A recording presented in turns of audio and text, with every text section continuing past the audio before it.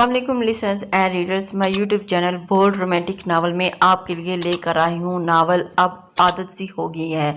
बहुत ही romantic, emotional और heart touching novel है रूड हीरो के साथ। तो चलते हैं आज की लास्ट एपिसोड की जानिब। वीडियो को एंड तक जरूर देखिएगा और अपने कमेंट्स और लाइक का इजहार जरूर कर दीजिएगा ताकि हमारी हौसला अफजाई हो सके। जी तो चलते हैं। डॉक्टर ने इब्राहिम के सीने से गोली के दिल के करीब लगी गोली निकाल दी थी, मगर खतरा टला नहीं था। डॉक्टर का कहना था कि इब्राहिम को 3 घंटों के अंदर अंदर होश नहीं आया तो हम उसे बचा नहीं पाएंगे। नैन तो रो रो कर अपना बुरा हाल कर दिया था। असफंद और निमरा ने बहुत मुश्किल से उन्हें संभाला, मगर अजलान के बार बार कहाँ हैं पूछने पर परेशान थी। निमरा बहुत मुश्किल से उसका ध्यान कहीं और लगाया था और उसने आलम साहब और असफंद से सब कुछ देख रहे थे। दाऊद अलग से परेशान, बज़ाहिर वो नॉर्मल लग रही थी, मगर अंदर से एक खौफ था कि इब्राहिम को कुछ हो ना जाए। असफंद को पुलिस स्टेशन से कॉल रिसीव करने पे जो खबर मिली थी वो सुनकर चौंक गया। दाऊद जो असफंद के पास ही खड़ा था, चेहरे के बदलते तासुर बाखूबी नोट किए तो पूछा गया कि सब ठीक है ना। आलम साहब भी आ गए तो उन्होंने भी दोनों को जांचती नजरों से देखा। पुलिस स्टेशन से कॉल आई थी, हानिया ने खुदकुशी कर लिया है, जेल में कांच के टुकड़े से अपना गला काट कर। असफंद ने बताया। अब सौदा से आह भरी तो अब दाऊद लब पींच गया और आलम साहब भी सर थाम गए। इसे मकाफाते अमल कहते हैं। असफंद कंधा उचकाकर कहता सामने आते डॉक्टर की तरफ मुतवज्जो हो गया। रोशानी ने नमाज पढ़कर कब से दुआ की थी, शक्ल में हाथ उठाई उसके लिए दुआ मांगने के लिए कोशिश कर रही थी, मगर वो शर्मिंदा थी। कैसे वो उसे बददुआ दे सकती है? क्या सच में ये सब उसी की वजह से हुआ? न जाने कितनी देर उसे ऐसे ही बैठी रहती कि कंधे पे हाथ किसी का हाथ रखने पर चौंकी। क्यों रो रही हो? खुद ही तो पहले मरने की बददुआएं उसे दी थी तुमने, खुश तो होना चाहिए था ना। सैंडी ने उसे तल्ख लहजे में कहा। तुम भी मुझे कसूरवार समझती हो? रोशाने की आंखों में आंसू थे और उसकी आवाज भीगी हुई थी। सैंडी एकदम नरम पड़ी। तो फिर क्यों रो रही हो? तब से हाँ वो तुम्हारा लगता ही क्या है? कुछ भी नहीं ना। तो आंसू किस लिए? उसने रोशाने की आंखों में आंसू साफ करते हुए कहा। और वैसे भी अगर तुम ये कहो कि इंसानियत के लिए कर रही हो तो ये लॉजिक थोड़ा सा अजीब है। वो तुम्हें अच्छा लगता है ना? अचानक ऐसा सवाल सैंडी उससे करेगी वो सोच भी नहीं सकती थी। क्या फजूल बोल रही हो? उसने अपनी नजर चुराते हुए कहा।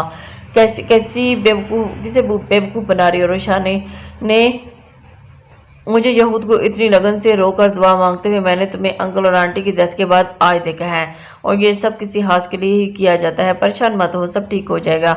वो उसे दिलासा देकर बाहर चली गई। रोशाने अभी तक सुन होती दिमाग और सैंडी के कुछ देर पहले ही जुमले में खो गई थी, और जो बात खुद से छुपा रही थी वो कैसे जान गई। और अब उसके चेहरे पर साफ जाहिर होता है कि उसने अपने चेहरे को छूकर देखा और उन्हें याद पड़ता है कि इब्राहिम ने पहली बार उसे कब अच्छा लगा था, तब जब पहली बार मिले थे, या फिर जब उसने रोशाने को सीढ़ियों से गिरने से बचाया था, या तब जब निमरा की बारात पे वो रोशाने से खफा गाड़ी ड्राइव कर रहा था। नहीं, या शायद तब जब उसने रोशाने को लगने वाली गोली खुद के सीने पर खाई थी। ये सब सोचते हुए वो फूट कर रोने लगी और फिर अपने रब से उसकी सेहतयाबी की दुआ करने लगी। सैंडी ने जैसे ही प्रेयर रूम से बाहर आए तो कॉरिडोर में बेंच पर सर झुकाए बैठे दाऊद को देखा और फिर सोचकर उसकी तरफ बढ़ी।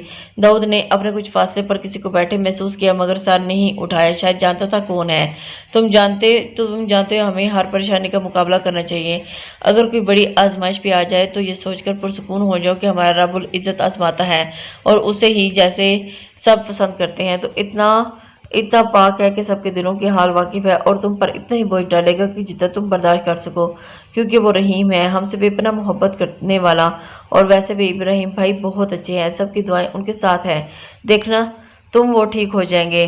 तब से वो अब दाऊद खान उनकी बातों से थोड़ा पुरसुकून हुआ था और उसे ऐसे ही किसी के दिलासे की ज़रूरत थी। दाऊद को उम्मीद नहीं थी कि उस बेवकूफ़ लड़की से इतनी समझदार की थैंक्स, उसने कहा और नजर झुका ली। No need.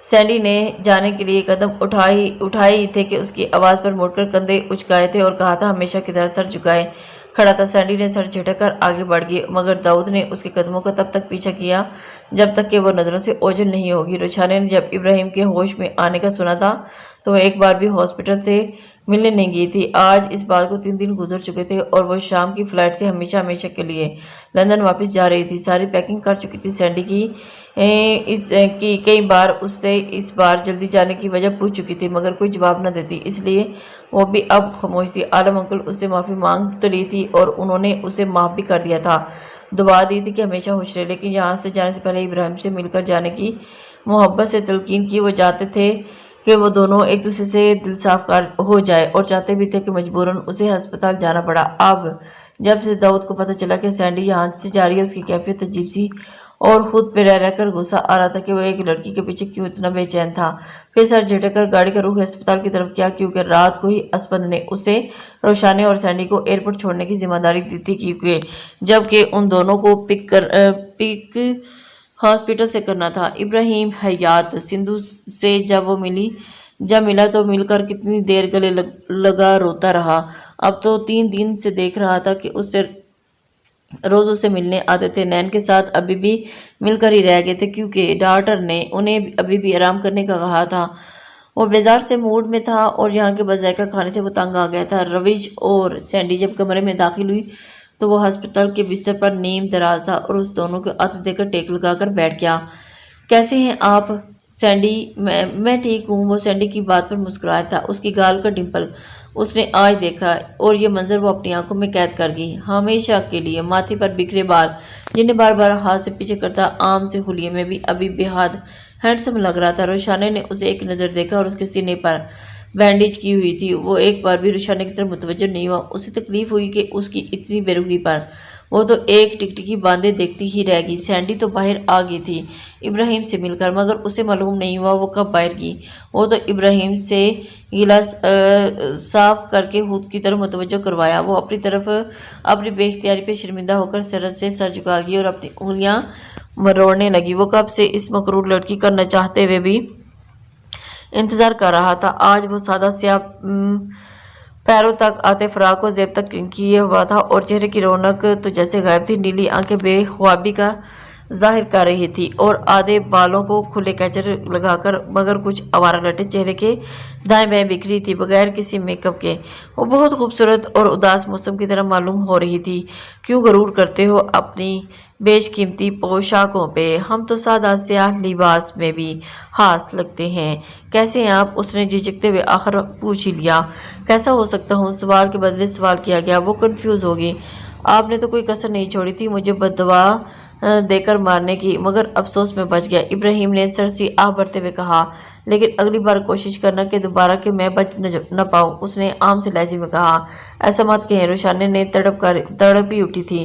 روشانے نے آنکھیں اٹھا کر ابراہیم سے کہا مگر آنکھوں میں زیادہ دیر دیکھ نہ سکی۔ میں نے وہ سب بکواس کی تھی، مجھے معاف کر دیں، میں سب باتوں سے انجان تھی اور اپنی غلطی کا اعتراف کر رہی ہوں۔ لہجے میں ندامت اور بے بسی تھی۔ لیکن پھر بھی مجھ سے غلطی ہوئی اور اس کی سزا بنتی ہے، ایسا کرتا ہوں اپنی کلائی کاٹ لیتا ہوں، اس نے سیریس ہو کر کہا تو وہ بوکھلا گئی اور اس نے پاس پڑی نائف کو ہاتھ میں پکڑا تو روشانے کو لگا کہ وہ سانس نہیں لے پائے گی۔ بدحواسی میں اس کی طرف بڑھی اور نائف کھینچ کر زمین پر پھینک دی۔ آپ پاگل ہیں؟ اگر آپ کو کچھ ہو گیا تو آپ نے سوچا ہے کہ میرا کیا ہوگا؟ وہ غصے میں اس کی شرٹ کو کالر کھینچ کر روکتے ہوئے کہا۔ اور کیا کہے گی؟ اسے اندازہ نہ ہوا۔ جب اپنے لفظوں کا کچھ دیر کے بعد احساس ہوا تو سچ پٹاتے ہوئے ابراہیم سندھو سے فاصلہ اختیار کر گئی۔ پھر جب ایک نظر دیکھا تو پلکیں حیا سے جھکا گئی اور جن میں لرزش واضح تھی، چہرہ دمکنے لگا تھا کیونکہ وہ مسکرا رہا تھا۔ کیوں آپ مجھ سے نفرت نہیں کرتی؟ ایک آئی برو اچکا کر معنی خیز لہجوں میں اس نے نخریلی شہزادی سے پوچھا اور اس کے لہجے میں شرارت واضح تھی، لبوں پہ مسکراہٹ ابھی بھی برقرار تھی۔ روشانے کو اپنے بیوقوف بنے پر افسوس ہوا۔ ابراہیم اس طرح سوال کرے گا اسے سوچا نہیں تھا۔ میں جا رہی ہوں یہاں سے، روشانے کے لہجے میں سختی لانے کی کوشش کی مگر کوشش کے باوجود لہجے میں لڑکھڑاہٹ واضح تھی۔ کہہ کر جانے کے لیے مڑی مگر پیچھے سے دوپٹے پکڑ کر محسوس کر کے رکی کہ دیکھیں ابراہیم میرا دوپٹہ چھوڑے، روشانے نے جھنجھلا کر لہجے میں کہا۔ ابراہیم کو روشانے کے منہ سے اپنا نام سن کر بہت اچھا لگا۔ وہ تو سراسر الزام ہے محترمہ، پیچھے مڑ کر تو دیکھے، اس نے مسکراتے ہوئے اپنے دونوں ہاتھ دائیں بائیں اٹھا کر کہا اور پیچھے دیکھنے پر اور شرمندہ ہوتی شرم سے جھکا گئی۔ کاش اس وقت میرے پاس مسٹر انڈیا والی گھڑی ہوتی تو وہ منہ میں بڑبڑاتی کیونکہ اس کا دوپٹہ بیڈ کے کونے کے ساتھ اٹک گیا تھا اور ابراہیم کا قہقہ بلند ہوا اور وہ اس کا बड़ा सा ना सुन चुका था और अब तो वो रुक जाओ, शायद ये बेड पे मैं नहीं चाहता था, तुम जाओ, उसने मुस्कुराहट जब्त करते हुए कहा। रुशाने को भी इसके अंदाज पे हंसी आ गई। बहुत जिद्दी हूँ, बहुत और मगरूर, ये भी जानते हुए भी वो रैल हो गई मेरे साथ। रुशाने रहमानी उसकी आंखों में देखकर ये सब कह रही थी। तुम पे ये सब जचता है क्या?